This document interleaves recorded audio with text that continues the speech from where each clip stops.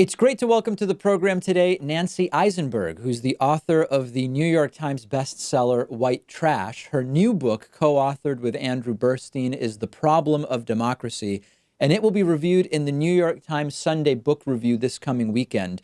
Nancy, great to talk to you. Well, nice to meet you, or at least hear you. Let's start with the sort of history of democracy in the United States, because I think that there is this view held among many, if not all, that the type of democracy with the parameters that it has in 2019 is the obvious result of the range of views that were held by the founders and framers of the United States. But this is not true, right? I mean, there was a range of opinion as to what type of representative democracy we should have. You're exactly right. I mean, what we forget is that the government that we have, if we think about the federal government, was set up as a constitutional republic. There's no mention of democracy in our federal constitution. There's no mention of democracy in our favorite text, the Declaration of Independence. And at the time of the founding, if we think about from the period of the Revolution to the Constitutional Convention, basically democracy was seen as something that was best served by Congress. Congress was to be the democratic branch.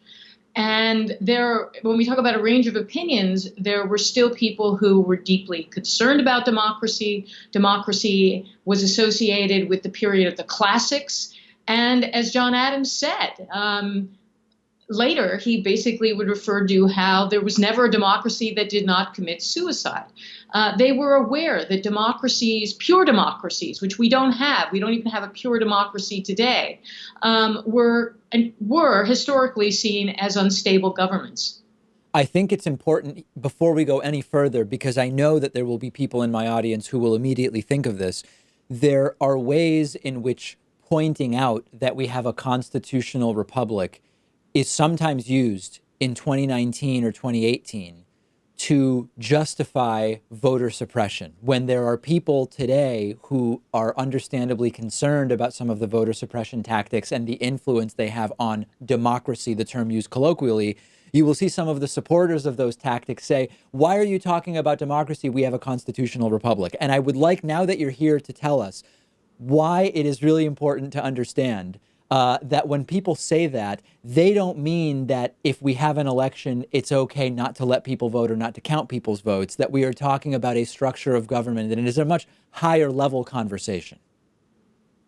Yeah, I think there's several things to realize. I mean, any government, it changes over time. I mean, right now we're facing problems that have to do with partisan gerrymandering.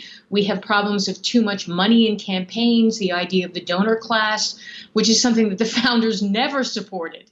And the other thing you have to realize is that I disagree with that. We have to understand the real historical roots of our government.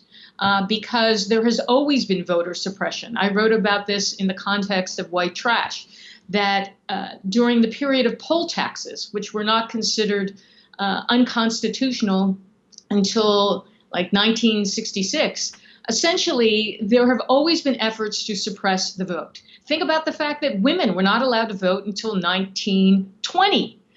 So we have to realize that at every stage of our historical development, there have been efforts to suppress the vote, and we haven't just had this gradual development, this evolution of our government from a constitutional republic to a more perfect democracy.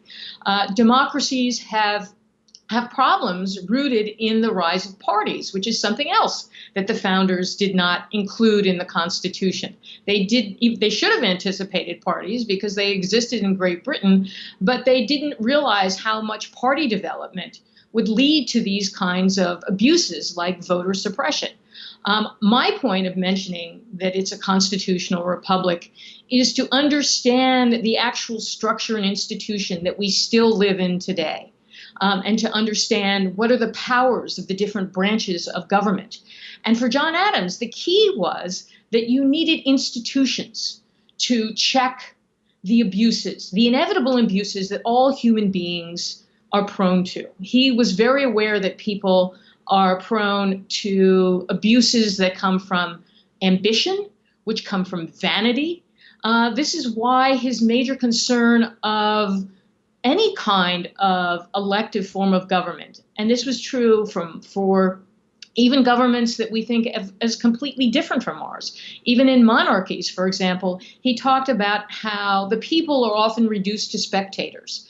And they are often trained and often encouraged to worship elites. And this is even true today. This is why the media is constantly talking about the cult of personality, which we highlight in our book, because this is a problem that has to do with voters being, and it's even worse today, voters being reduced to spectators, where they simply are caught up in the excitement, the game of the election, caught up in the allure and the personality of the candidates. Let's talk a little bit about the way in which we can maybe make some good faith critiques of some elements of modern democracy. And one of the things I've always found interesting has been Plato's view on democracy. And when you look at Plato's pseudo-skepticism, maybe we could call it, or even opposition in some sense to democracy, part of his opposition, if I recall correctly, is based on some of the particular characteristics of Athenian democracy, like the ease with which people are just executed, for example, and it's not so relevant today. But one of the ways that he was concerned about democracy was the way in which democracy arguably stands sort of in opposition to expertise and the idea of getting the most informed people making decisions, which, of course, as we understand it today, we have a crisis of so-called expertise and the expert industrial complex, and it brings up a whole other slate of issues if we were to go in that direction. So to step back from this and take kind of like a 40,000-foot view, what are the most important and relevant critiques of democracy that you would make in modern day? Yeah, I think, first of all, one of the things that John Adams insisted on, he believed that people should not be in power forever. He believed it was very important, even at the level of who we elect to Congress, that they needed to be returned to the people. They needed to be humbled. They needed to stay in touch with the people. He also believed strongly in the importance of the town meeting. And this is actually comparable to what Jefferson said when he described ward democracy. They both believed that there needed to be a local foundation for democracy, that the people actually knew how to effectively articulate their demands. And John Adams, because in Massachusetts they believed in education, which they didn't in Virginia because they didn't want to pay for it. Yes. He believed that from infancy, this is what he wrote, from infancy, that essentially people needed to learn how to deliberate, debate, and articulate their views. And this came from the local institution of the town meeting. His son, John Quincy Adams, would carry on that view when he becomes the ardent defender of the petition. And petitions were the most widespread way for everyone in society to articulate their grievances. And in fact, he defended the right of petition not only for white men, but for slaves, for women, and even for the vilified anti-slavery activists. So this is one of the essential ingredients of John Quincy Adams that gets forgotten. And it's because they're New Englanders, I think, that they still kind of fall into that camp of believing in local politics, and that's essential to democracy.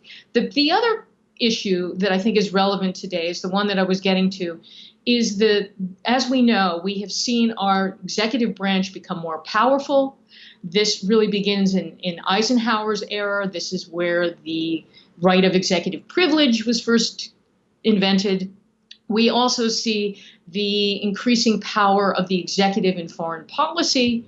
And one of the things, this is what they were deeply concerned with, because with John Quincy Adams, what he saw emerging around Andrew Jackson was very much this cult, what we refer to as the warrior cult of popularity, and the fact that he saw people being obsequious, this is his words, obsequious to executive power. And this is one of the dangers. I mean, in a sense, it's one of those basic principles we always go back to. But John Quincy Adams believed that you needed each branch of government to be able to check the power of other branches of government because they're all prone to abuses. And so, what I yeah. mean, along those lines, what changes? What are the specific changes that could be made in order to address these issues that have developed? Yeah, well, I think one of the key issues I've already mentioned is the problem of regulating the amount of money that controls politics today. We also need to think about the problem that we all know about, and many people are writing about right now, is the damage done through the internet. The way, and this is why I talked about why we have this kind of virtual cult of personality. The fact that so much of people's information today comes through the internet. The fact that there's not only do we have the abuse of elections that can come through the internet, but people, in a sense, are fed things that, as we know, are untrue, are lies.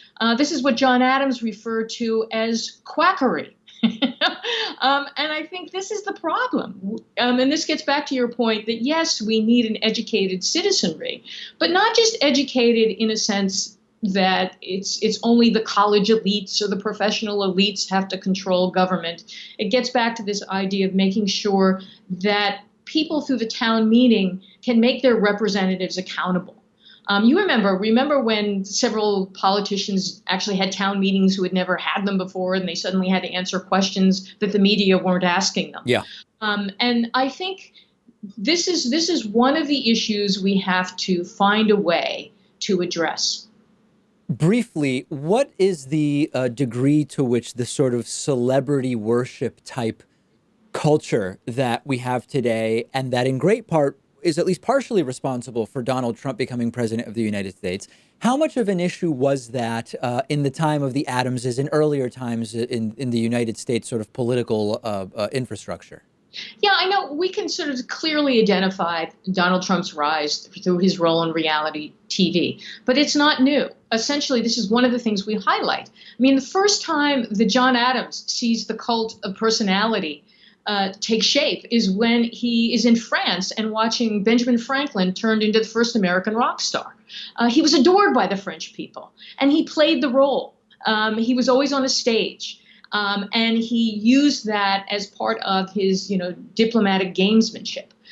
Then we have George Washington, and this is where the danger is with the executive branch, because part of where the invented powers of the executive branch come from, borrowing from monarchy, borrowing from the traditions of royalty. This is where executive privilege actually comes from. And in addition to that, one of the things John Adams said about Washington is the idea that, Washington was successful because of invented stories of his heroics. People praised his horsemanship. They essentially admired him, and as he said, for his handsome face, for his polite bearing, and also for his large estate, that they knew he was a wealthy, and they admired him for this.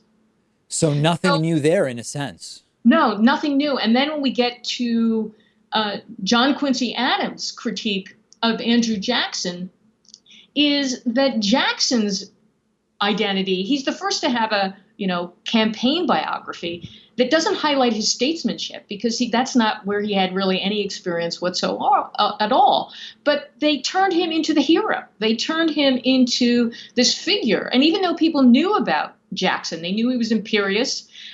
They knew that he wasn't that well educated. They, in a sense, tried to invent this very popular image for Andrew Jackson that was used to sort of, again, celebrate his personality. Jackson as a person, not as someone who deserved to be in such a high important office of the presidency. And that's where the danger lies. We still live in a society where people vote based on whether they like the candidate. They vote on whether they think the candidate likes them. And they assume, which is usually incorrect because TV doesn't tell you the truth, they assume they know a candidate because they've listened to them talk. and they somehow assume that they're up close and personal, which is what TV gives you the false sense of. But in fact, they're responding to all the wrong cues, and the media contributes to this because the media is obsessed with, getting the sound bites, showing the candidates' face and responses, and never really focusing on what's most important, which is not only issues, but right now we need to focus on how we have to give a civics lesson to Americans about how the government really functions. What are the real duties of Congress? What is the role of the Supreme Court? What are the limitations on the executive branch? We really need to kind of remind people and keep people up to date on what the real roles of government are as a way to make sure that they don't sort of imagine just because a candidate says something that it's true. No question about that. We've been speaking with Nancy Isenberg. She is co-author of the new book, The Problem of Democracy, with Andrew Burstein. The book will be reviewed in the New York Times Sunday Book Review this coming weekend. Nancy, really a pleasure having you on. Well, thanks for having me.